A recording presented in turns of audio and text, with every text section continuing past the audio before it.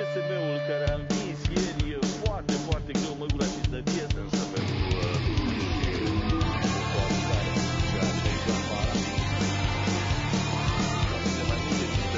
haideți să urmărim acest atac, iar în zona centrală Penecula. Penecula, capă de Morelia, căține de Penecula, interesantă în extremă.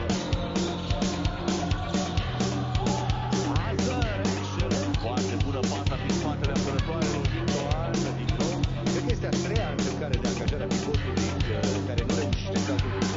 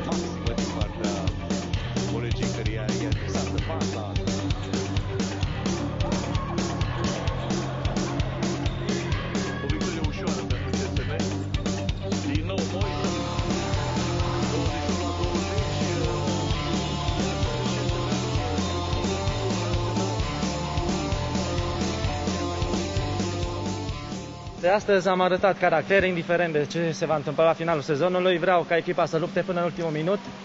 Cred că ne-am depășit în unele meciuri condiția, în altele nu, dar din păcate avem un buget prea mic pentru a ține pasul cu așa o echipă mare. Vreau să-i felicit pe CSM București pentru campionat, l-au condus de la un capăt la altul. Trebuie să ne simțim onorați, am făcut singura echipă care a obținut un rezultat pozitiv cu ele, a fost acel legal la Vâlcea, pe care nu-l vom uita mult timp. Mergem în Liga a doua, poate așa se vor trezi și autoritățile și lumea să vină alături de noi.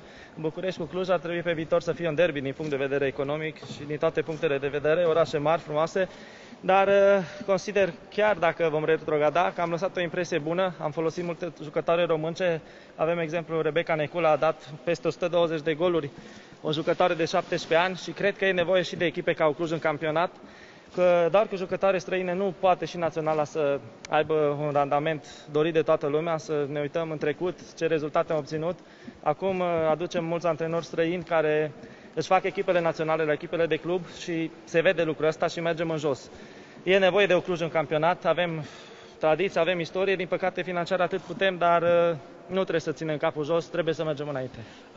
E foarte trist, e trist să nu te poți bate cu alții, deși fetele au dat tot ce e posibil, tot ce au putut.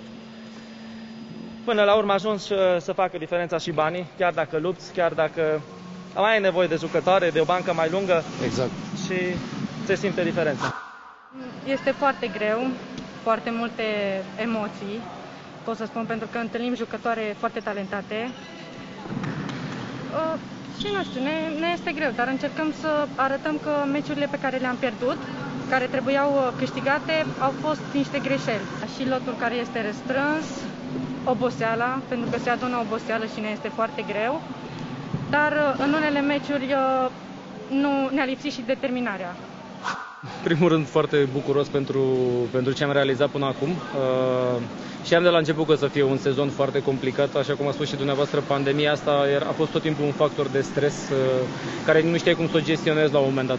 Dar mă bucur foarte mult că așa la drumul ăsta foarte lung pe care l-am avut am înțeles care sunt valorile noastre și am încercat să ne păstrăm cât mai mult aproape de ele, deși sigur drumul este presărat de suișuri și coborâșuri, dar asta a fost lucru pe care ne l-am dorit la început, să încercăm să avem o constanță a valorilor noastre.